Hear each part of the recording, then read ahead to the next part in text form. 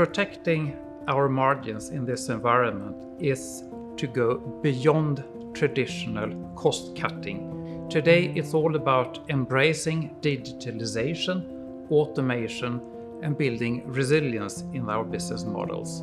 So the one word would be focus. Focus on what only you can do best. Focus only on the parts of the value chain where you can make a distinctive advantage.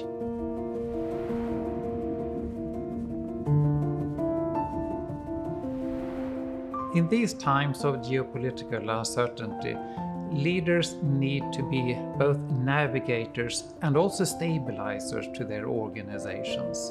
So I would say lean into scenario planning and embrace change and uncertainty as the new constant. And the leaders who will thrive in this new environment will be the ones who dare to act without having full clarity, while at the same time staying true to their company's values and purpose. Being geopolitically savvy as a CEO has now become a core leadership capability.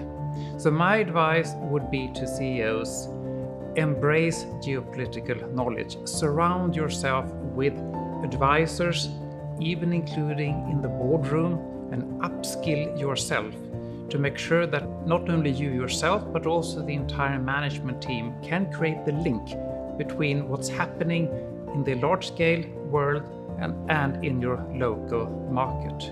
And work with politicians, with regulators, trade organizations, and be proactive and try to shape the future.